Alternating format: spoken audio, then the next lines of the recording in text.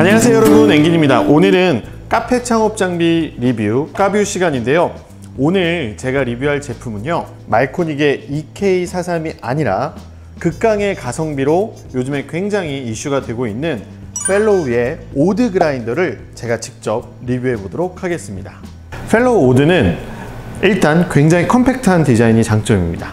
가로가 10cm 밖에 되지 않고요, 깊이도 20cm 밖에 되지 않기 때문에 디자인이 어느 공간에 두어도 굉장히 좀 컴팩트하고 활용성 있는 실용적인 디자인을 자랑합니다. 전체적으로 날은 63mm 플랫 그라인더가 장착되어 있는데요, 크기 대비 굉장히 큰 날이 장착이 돼서 범용성이 큰 장점이 있고요. 전체적으로 보면 31단계의 다이얼이 있습니다. 그래서 원두를 31단계의 다이얼로 이렇게 돌리면서 다양한 분쇄 입도를 좀 디테일하게 맞출 수 있는 장점이 있고요. PID 모터가 장착이 되어 있어서 1400rpm을 유지하는 기능을 갖고 있습니다. 이 기능은 글라인딩을 할 때 모터의 출력이 일정하게 유지를 하게 해주는 기능인데요. 그러다 보니까 연속 글라인딩을 했을 때 훨씬 더 안정적으로 작동을 할 수 있는 장점이 있다고 보시면 좋을 것 같습니다. 그리고 이제 호포 용량을 보면요, 굉장히 컴팩트하게 작게 설계가 되어 있습니다. 그래서 많은 양을 담아서 사용하는 그라인더는 아니고요, 최대 80g까지 한 번에 담아서 분쇄를 할 수 있습니다.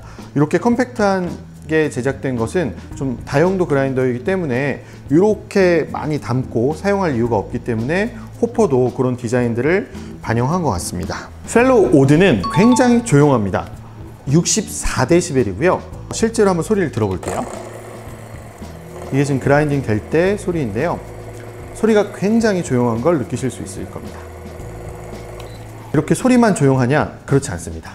자동 멈춤 기능이 탑재되어 있는데요, 이거는 원두를 제가 글라인딩을 해서 스타트를 하면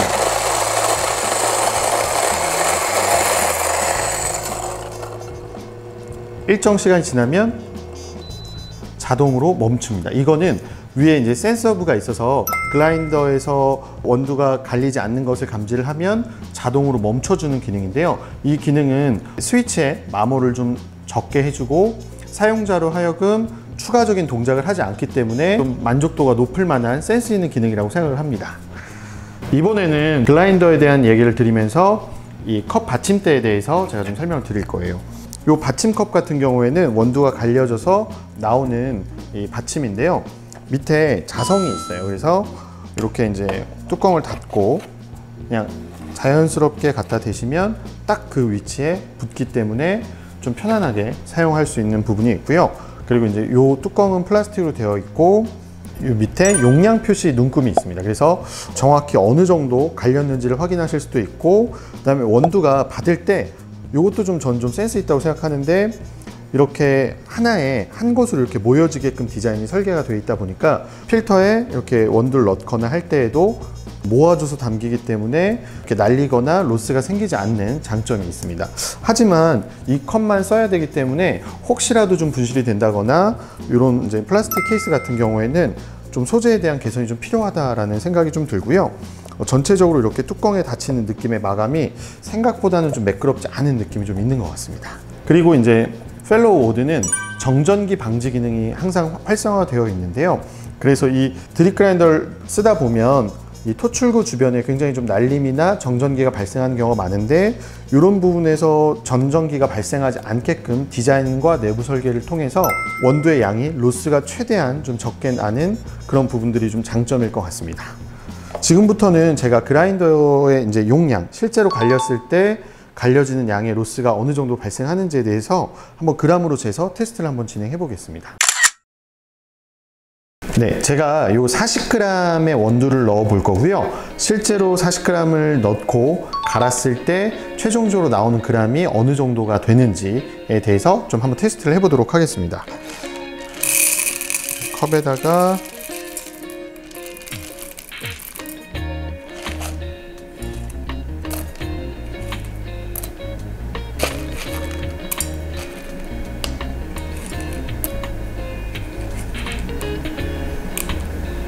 네, 40g 원두를 맞춰서요.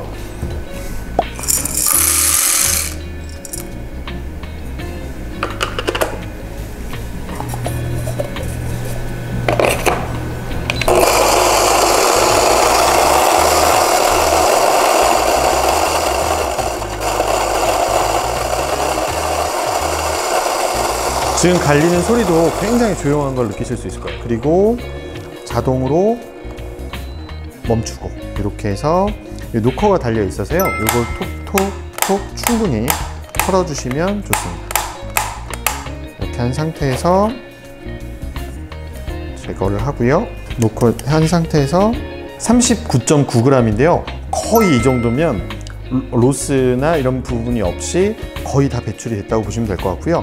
정전기가 있어서 주변에 달라붙거나 했었으면 좀 양이 많이 편차가 생겼을 건데, 지금 보시다시피 좀 일정하게 나온 걸 확인하실 수 있습니다. 생각보다 이 지점에서 정확하게 갈리고, 그리고 로스트 없이 갈린다라는 거를 좀 확인하실 수 있을 것 같아요. 근데 이거는 분쇄도나 원도에 따라서 조금의 편차가 있을 수 있기 때문에 그 지점은 좀 참조하시면 좋을 것 같습니다.